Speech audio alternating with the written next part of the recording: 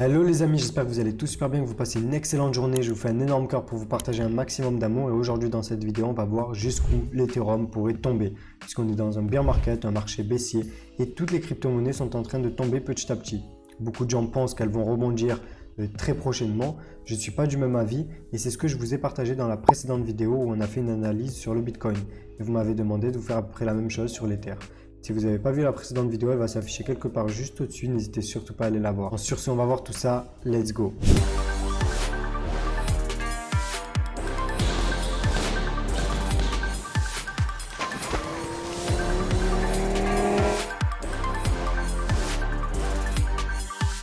Première chose que je voulais vous dire par rapport à l'Ether, c'est qu'on n'a pas assez de données pour pouvoir regarder les choses comme sur le Bitcoin. Puisque sur le Bitcoin, on peut voir la bulle entre 2010 et 2014. Ensuite, entre 2014 jusqu'à 2017, là sur l'Ether, c'est très différent. Donc là, on a un graphique de l'Ether par exemple, et on voit qu'on a beaucoup moins de données. Là, on est sur un graphique de Coinbase. Donc, voilà, ça commence à peu près en 2016-2017, les données qu'on a. Donc, on ne va pas pouvoir étudier les choses statistiquement parlant avec un assez grand échantillon, comme pour le Bitcoin, mais on va pouvoir quand même regarder ce qui s'est passé au cours des deux bulles qu'on peut regarder. Une autre chose que je voulais vous mettre en avant, c'est que je ne vais pas rentrer dans du fondamental parce que pour moi, le fondamental, surtout sur les cryptos, ça sert pas énormément, sachant que par exemple le Bitcoin, c'est une crypto-monnaie sur laquelle il n'y a personne derrière, donc il n'y a pas une entreprise, il n'y a pas une personne connue, tout est anonyme en fait, tout appartient au peuple. Sur l'Ether, là, c'est différent. On connaît le fondateur, voilà, il y a une entreprise derrière, il y a quelque chose qui se passe. Là, on a eu Ethereum 2.0 avec The Merge, etc. Je ne vais pas rentrer dans les détails de ça parce que pour moi, ça ne va pas servir, ça ne va pas rentrer en compte dans mon analyse puisque mon analyse, elle n'est pas basée sur la technologie, elle est basée juste sur des statistiques et sur de l'analyse technique, tout simplement parce que le prix, donc l'évolution du prix, ce qui nous intéresse le plus, c'est juste un résultat d'offre et de demande. Donc de personnes qui achètent, de personnes qui vendent, un certain prix, un certain montant, et c'est ça qui va fixer le prix.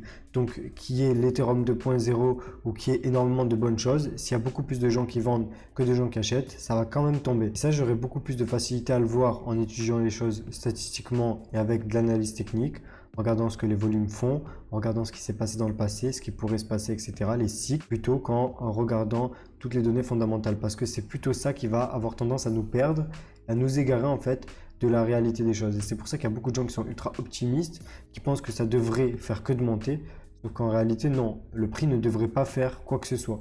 Le prix fait juste ce qu'il fait puisque c'est un résultat d'offre et de demande encore une fois. Donc malgré l'Ethereum 2.0, donc The Merge, que beaucoup de gens attendaient beaucoup et pensaient que ça allait monter, que l'Ether allait continuer de monter, moi j'avais tous mes signaux qui étaient plutôt baissiers, qui étaient short. Donc j'ai shorté cette crypto-monnaie alors qu'on avait ce gros événement qui était censé pousser l'Ether plus haut. Sauf que pas du tout puisque je regarde l'offre et la demande encore une fois. Donc ça c'est juste pour vous expliquer pourquoi est-ce que je ne vais pas parler de tout ce qui est fondamental et pourquoi est-ce que je ne vais pas parler de pourquoi l'Ethereum pourrait battre le Bitcoin par exemple. Au contraire. Donc ce qu'il faut savoir et ce qu'on a vu précédemment sur la vidéo sur le Bitcoin, c'est qu'il y a des bulles spéculatives qui se dessinent sur les cryptos. On en a eu une précédemment par exemple, on va dire à peu près qui s'est terminée en 2018, début 2018, fin 2017. Donc on avait l'Ether qui avait atteint à peu près les 1400 $. Et ensuite on a eu une nouvelle bulle qui s'est dessinée et qui semble s'être terminée puisqu'on est dans un bear market actuellement. Et on a l'Ether qui a atteint à peu près les 4700 $. Et là qui est en train de tomber. Pour voir jusqu'où on pourrait aller, on va bien sûr regarder ce qui s'est passé dans le passé et quand l'Ether était sorti d'une bulle, jusqu'où il avait baissé et de combien de pourcentage surtout il avait baissé. Donc en termes de pourcentage, on avait baissé à peu près de 94% et l'Ether il était passé de 1400 $, j'essaie de le dessiner un petit peu, jusqu'à 80 $ et c'est une baisse de plus de 94%. Donc ça, c'est à savoir. Et là, puisque l'Ether a atteint les 4700 $, pourrait encore baisser aux alentours des 90%, ce qui a tendance à être plus fragile pendant les périodes de bear market, de crash, d'explosion des bulles spéculatives, puisque c'est celui qui a moins de market cap que le Bitcoin. C'est sûr que l'Ether a pris une plus grande place dans le market cap, donc proportionnellement, il y a une plus grande part de capitalisation qui est dans l'Ether que ce qu'il y avait avant, c'est sûr. Donc ça va peut-être impacter et ça va faire que la baisse elle va être moins importante. Donc on va essayer plutôt de voir une fourchette de prix entre laquelle l'Ether pourrait aller si on a un point de vue assez optimiste et si on a un point de vue assez pessimiste. Donc maintenant, on va passer sur un graphique et on va voir tout ça, let's go. Donc là, on a l'Ether, ETH contre dollar, voilà. Et on va aller le regarder d'abord en logarithmique pour tasser la courbe et pour mieux voir les choses. Donc on peut voir qu'on a une sorte de gros canal que j'ai essayé d'identifier plus ou moins ici. Ici, on avait les sommets qui ont été atteints en 2018 et ensuite la grosse baisse qu'on a eue. Et là, on peut voir qu'on a l'Ether qui est passé de 1400 $ à peu près, 1394 exactement, jusqu'à 78 $, 79 $. Donc il y a une baisse à peu près de 94%. Et on voit que le point bas sur l'Ether, il a été atteint en décembre 2018. Donc il y a eu à peu près un an entre le point haut et le point bas. Donc là, janvier 2018, décembre 2018.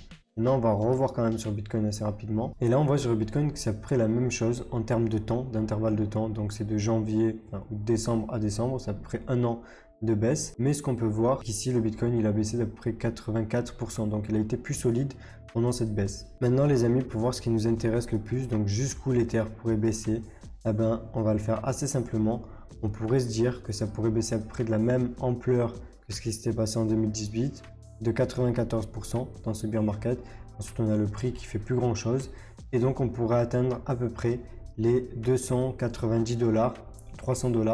Donc on va l'identifier ici, on va aller au sommet qui est à peu près à 4800 ici. On va aller jusqu'au point bas potentiel aux alentours des 290 $ et on voit qu'on pourrait avoir une baisse de 94%. Pourquoi? Parce qu'on arrivera à peu près sur le canal, sur un trendline support du canal ascendant que j'ai tracé en logarithmique. Ça c'est juste de l'analyse technique, hein. Ça ne va pas servir à grand chose. On voit qu'on a des gros niveaux ici de support résistance. Voilà, on a cette grosse zone qui aurait du mal à être cassée. Donc je pense pas forcément qu'il va aller plus bas. Donc cette zone des 300 $.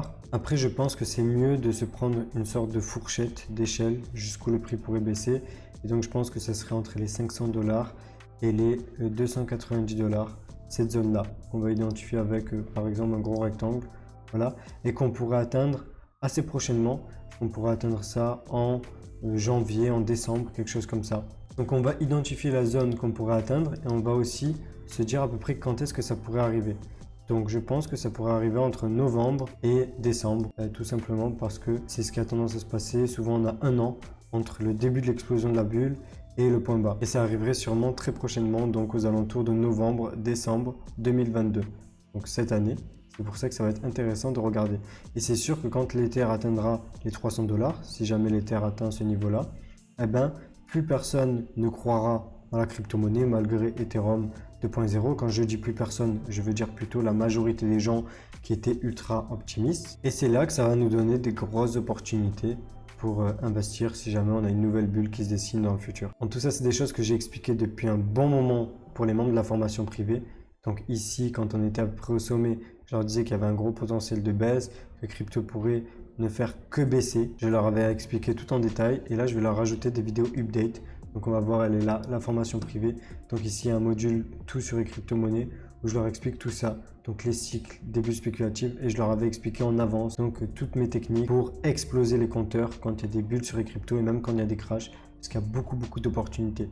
Bien évidemment, quand on a un gros marché haussier, on a énormément d'opportunités. Un gros marché baissier, on a aussi énormément d'opportunités. J'explique tout ce que j'ai appris au fil des ans sur les cryptos. Et n'hésitez surtout pas, en lien dans la description, juste en dessous de cette vidéo, vous allez retrouver aussi la formation gratuite de trading pour pouvoir vous lancer en trading sans vous ruiner.